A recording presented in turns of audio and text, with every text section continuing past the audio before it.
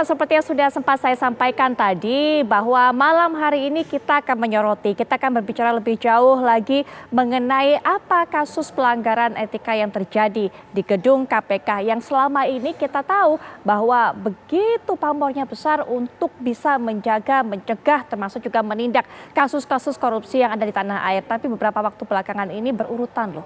Banyak sekali kasus pelanggaran termasuk yang terakhir adalah Wakil Ketua KPK Lili Pintauli Siregar diduga. Memang masih dugaan karena akan ada pemeriksaan lebih lanjut lagi oleh Dewan Pengawas KPK. Diduga menerima berbagai fasilitas mewah untuk bisa menyaksikan gelaran MotoGP yang memang berlangsung beberapa waktu lalu di Lombok tentunya, di Mandalika. Nah, untuk bisa membahas mengenai hal ini, saya sudah bersama dengan para narasumber. Yang pertama tentunya pegiat ataupun juga aktivis anti korupsi Bang Saur Siagian. Selamat malam Bang Saur. Selamat malam Mbak Putri. Bang Saur, saya selalu tahu Bang Saur setiap datang ke sini selalu menggunakan baju hitam, selalu sedih terhadap apa berita-berita yang terjadi di KPK.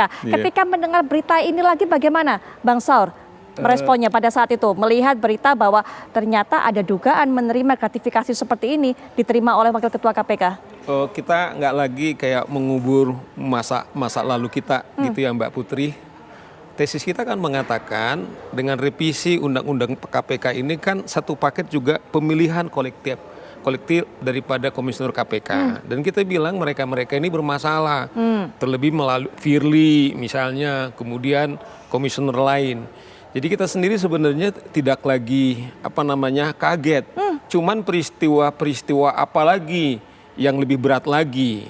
Nah, cerita misalnya soal Lili ini sebenarnya apa bedanya waktu misalnya Firly kemudian punya iklan di jalan tol itu udah ketahuan, tiba-tiba ada logo KPK, ketika publik mengkritisi ternyata itu bukan dari KPK, nggak ada itu tindakan kepada Firly. Ya kan hilang begitu aja, di mana kemudian kawan-kawan di Dewas soal kasus itu misalnya. Firly tiba-tiba misalnya ada penciptaan lagu, kemudian istrinya kemudian terpilih. Maksud kita nggak ada salah istrinya.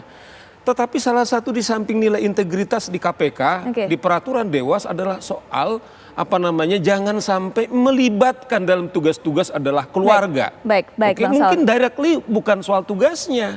Tetapi kepekaan empati itu sehingga juga karena ketidakteladanan, ya saya kira di organisasi apapun salah satu nilainya kepemimpinan. Kepemimpinan itu butuh role model, contoh dari top eksekutifnya atau pimpinannya. Mungkin tahan dulu di situ Bang Saur. Nanti kita akan lanjutkan lagi perbincangan ini bersama narasumber lainnya. Kalau tadi Bang Saur sudah mengatakan nggak kaget sebenarnya melihat hal-hal seperti ini atau mendengar berita-berita seperti ini lagi karena sudah nggak ada integritas ya Bang ya. Atau mungkin juga sudah nggak ada malu lagi Bang mereka yang duduk di pimpinan KPK. Tapi nanti bahasnya kita akan jeda. Kami akan segera kembali setelah yang berikut ini.